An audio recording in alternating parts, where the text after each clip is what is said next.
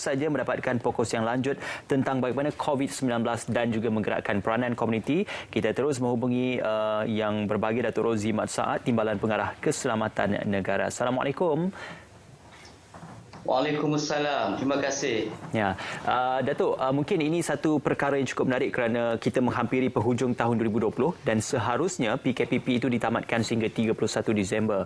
Cuma secara asasnya buat ketika ini, apakah antara mungkin akan ada pemberitahuan ataupun pengumuman terbaru dalam kita menilai situasi semasa dan juga beberapa SOP ataupun pelanjutan perintah yang akan diberikan oleh pihak MKN, Datuk? Umum daripada kita telah pun maklum bahawa tempoh PKPP ini akan berakhir pada 31 Disember 2020. Jadi kerajaan sebelum 31 hari bulan akan membuat pengumuman mengenai hala 7 negara dalam pengurusan pandemik COVID-19 ini, dan sudah tentu kerajaan sentiasa meneliti bagaimana hendak kita uruskan soal kehidupan dan rakyat ini supaya menjadi lebih baik, lebih sejahtera, dan kita dapat mengimbangkan antara keperluan kesihatan awam dan keperluan kehidupan itu sendiri. Jadi akan ada pengumuman yang akan dibuat. Baik Datuk, selepas hampir 10 bulan negara kita dilanda pandemik COVID-19 ini, bagaimana Datuk melihat trennya kini?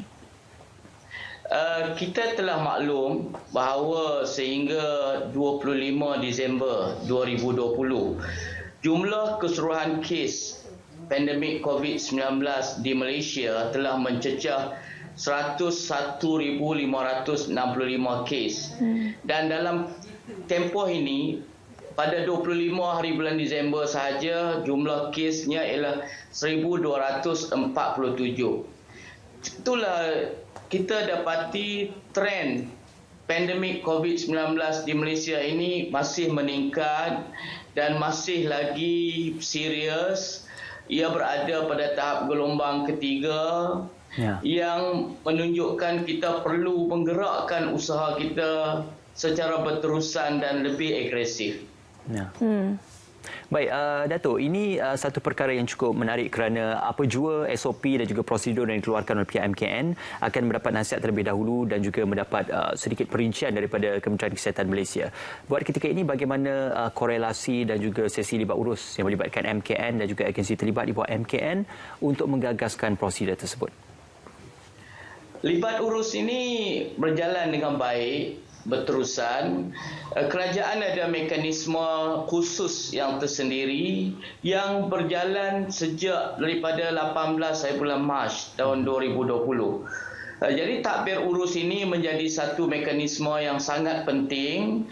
Kita lihat kita ada beberapa peringkat jawatankuasa yang meneliti, yang mengkaji dan membuat perseimbangan penyelarasan antara pelbagai agensi bagi membentuk satu tindakan bersepadu kerajaan. Jadi kita tahu agensi kompeten atau agensi utama dalam pengurusan pandemik ini ialah Kementerian Kesihatan Malaysia, dan Kementerian Kesihatan bersama pelbagai agensi bergabung di bawah jawatankuasa di peringkat tertinggi, iaitu Sidang Khas MKN, dipengerusikan oleh Yang Amat Berhormat Perdana Menteri sendiri. Kemudian kita ada jawatankuasa peringkat menteri, dipengerusikan oleh Menteri Kanan Keselamatan, dan jawatankuasa teknikal dipengerusikan oleh Majlis Keselamatan Negara. Semua ini menggabungkan semua agensi dalam satu tindakan yang bersepadu dan jelas antara membentuk satu persepsi tindakan yang kukuh untuk seluruh rakyat negara kita. Baik.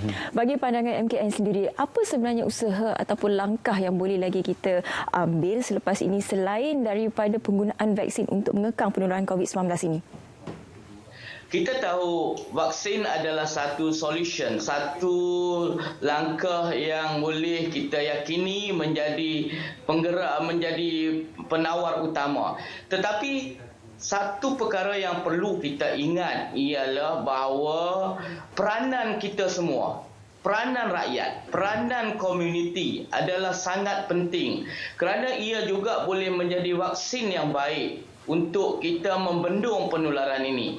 Jadi dalam konteks yang lain, kita perlu satu kaedah yang seimbang, menyeluruh, yang melibatkan peranan semua pihak di peringkat kerajaan sendiri, sama ada kerajaan persekutuan, kerajaan negeri, kerajaan tempatan, dan yang lebih penting ialah bagaimana orang ramai atau komuniti itu sendiri boleh mengambil tindakan, boleh berperanan bersama-sama kerajaan untuk mengatasi atau membendung penularan pandemik COVID-19 ini. Ya. Yang berbagi, Datuk, sudah pastinya kalau kita lihat persepadanan untuk negeri sudah pun mula dibuka apabila Perintah Kawalan Pergerakan Bersyarat mula dilonggarkan untuk memberi kebenaran rentas daerah dan juga negeri. Jadi ramai yang akan keluar melancong dan juga pergi melawat sanak saudara. Apakah antara mungkin gagasan nasihat daripada pihak MKN supaya masih terus mematuhi dan kita tidak mahu peningkatan kes yang mendadak berlaku, Datuk?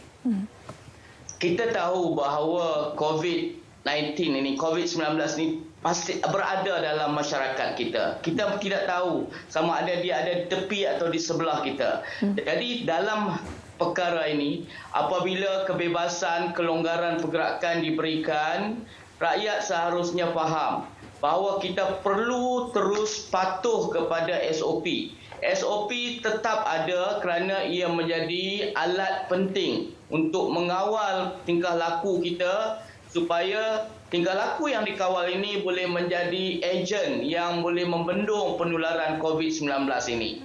Jadi dalam hal ini, jika kita nak bergerak pelancong, kerajaan ingin mengutarakan pendekatan test and travel, iaitu kita buat saringan dan kita boleh melancong. Jadi jika kita boleh amalkan test and travel ini, ia akan menjadi satu perkara yang lebih selesa untuk kita. Jika kita ada kemampuan, kita hendak melancong, kita hanya membuat saringan dan ujian. Jika keputusannya negatif, kita boleh bebas bergerak dan melancong melakukan aktiviti dengan lebih selesa. InsyaAllah. Baik, tadi Datuk mengatakan bahawa dalam untuk kita mengawal penularan COVID-19 ini, ia memerlukan bantuan dan juga sokongan daripada orang ramai. Jadi sebenarnya mekanisme terbaik untuk menggerakkan komuniti ini untuk sama-sama membantu kerajaan bagaimana? Mekanisme ini, jika kita lihat, kita ada di peringkat tertinggi, di peringkat negara atau kebangsaan. Sudah tentu mekanisme ini harus meliputi pelbagai peringkat. Dari peringkat negara, kemudian ke peringkat negeri, kemudian ke peringkat daerah, kemudian di peringkat mukim, dan seterusnya pergi ke peringkat kampung atau taman-taman perumahan, persatuan-persatuan penduduk.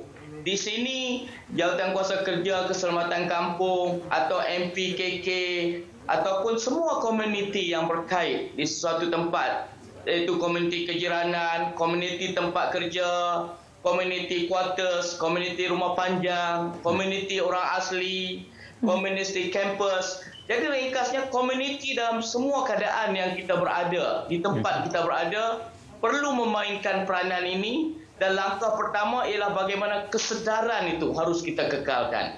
Kita telah ada kesedaran, tetapi ia perlu dipertingkatkan dan diterjemahkan dalam bentuk tindakan supaya ia boleh membendung penularan pandemik ini. Ya, yang berbagi, Datuk, sebelum ini Yang Berhormat Datuk Seri Ismail Sabri Yaakob ada memuji bagaimana pematuhan oleh seluruh rakyat Malaysia dalam pematuhan kepada SOP yang telah pun ditetapkan mencapai tahap peratusan yang amat baik. Cuma kerisauannya adalah tentang bagaimana pematuhan SOP dalam kalangan komuniti warga negara asing ataupun pekerja-pekerja asing yang berada di Malaysia yang ditempatkan di kawasan perumahan yang mungkin sempit dan juga sesak. Jadi apa mungkin langkah-langkah yang akan dilakukan oleh pihak MKN dalam menangani isu ini? Kita ada akta yang khusus untuk melihat bagaimana khususnya penginapan, kemudahan tempat tinggal kepada warga asing ini, khususnya tenaga kerja asing ini. Dan kerajaan sekarang memantau dan mengambil tindakan undang-undang mengikut akta yang ada, iaitu Akta 446, bagi melihat bagaimana tingkah laku warga asing ini tidak akan bercanggah dengan apa aspirasi nasional, aspirasi negara kita. Jadi kerajaan memantau secara dekat mengenai tingkah laku warga asing dan kerajaan sekarang mengambil tindakan yang serius supaya warga asing ini penularan yang disebabkan oleh kumpulan ini dapat kita redakan dan dapat kita hentikan. Jadi melalui pendekatan undang-undang dan sudah tentu kerjasama masyarakat tempatan, rakyat negara kita, warga negara amat penting untuk menyampaikan maklumat ini kepada Kementerian Kesihatan, kepada Polis Diraja Malaysia supaya kita boleh terus mengambil tindakan yang sesuai dengan keadaan yang berlaku. Ya. Baik. Satu persoalan yang bermain di minda komuniti sekarang ialah apabila nanti vaksin ini diambil oleh setiap seorang individu, adakah kita mampu untuk hidup normal seperti dahulu kala ataupun SOP-SOP ini masih lagi terpakai? Bagaimana, Datuk? Kita tahu bahawa COVID-19 ini satu perkara baru. Ia satu pengalaman baru yang mana kita tidak tahu secara jelas mengenai risiko yang lebih tinggi dan sebagainya jika tentang vaksin ini. Sudah tentu harapan kita dan keyakinan kita bahawa vaksin ini adalah alat terbaik dan kita harus yakini ia kerana negara-negara di dunia dan juga pemimpin-pemimpin kerajaan yang tertinggi telah menyatakan komitmen untuk menggunakan vaksin ini. Jadi saya yakin dan saya menyeru supaya semua kita meyakini vaksin ini, tetapi pada masa yang sama kita tidak boleh bergantung kepada vaksin semata-mata. SOP tetap akan menjadi perkara utama, iaitu bagaimana kawalan pergerakan ini akan terus menjadi teras dalam usaha kita nak membendung penularan ini. Jadi biarpun kita ada vaksin, SOP ini terus akan kekal sehingga satu keadaan yang benar-benar pulih yang kerajaan yakini, barulah SOP ini akan perlahan-lahan kita tamatkan ia dan kita akan bergantung pada vaksin sepenuhnya. Baik, yang berbahagia Datuk, melihat kepada kes yang masih lagi berada pada tahap 4 angka, malah berlaku juga kematian saban hari yang dilaporkan. Adakah pihak MKN risau dan juga memberikan sedikit kita kata pengetatan dalam untuk memastikan agar supaya prosedur itu dapat diberikan lebih penekanan, kerana 4 angka itu satu gambaran yang cukup banyak kalau dinilai kepada kita pernah mencapai satu angka. Yang berbahagia Datuk. Ya. Trend 4 angka ini satu yang merisaukan kerajaan. Kerajaan yang prihatin dan serius dalam tindakan membendung penularan ini. Sudah tentu kita meneliti setiap hari. Kita memantau setiap hari keadaan ini melalui kes yang berlaku dan kluster-kluster yang berlaku. Dan sudah tentu kerajaan akan membuat penyesuaian langkah-langkah yang perlu diikuti. Dalam konteks ini, SOP ini boleh berubah-ubah mengikut jumlah kes dan trend penularan kes. Sudah tentu usaha yang lebih ketat, langkah yang lebih ketat akan diambil jika penularan ini mencecah ke satu tahap yang sangat membimbangkan kita, umpamanya bila ia mencecah 5 digit dan sebagainya. Jadi apapun, minda kita mesti bersedia menghadapi kemungkinan ini. Kerana kita tidak mahu kesejahteraan dan kehidupan di negara kita ini terjejas dengan teruk. Menjelang beberapa hari lagi untuk tahun 2021, mungkin Datuk ada sedikit nasihat dan juga harapan yang boleh diberikan kepada seluruh rakyat Malaysia. Kita perlu pandang ke hadapan. Tetapi pada masa ini, fokus kerajaan ialah bagaimana kita nak mencapai keseimbangan antara hidup dan kehidupan. Iaitu kesihatan dan kehidupan.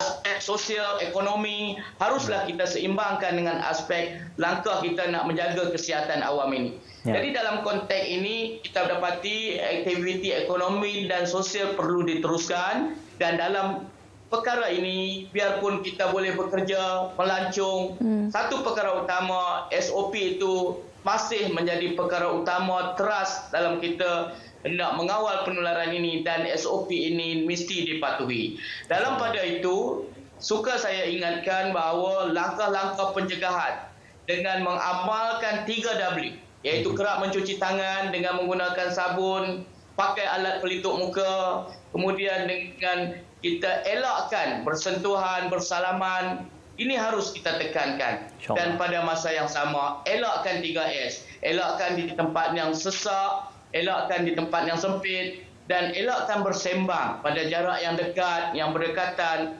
yang boleh meningkatkan risiko penularan itu.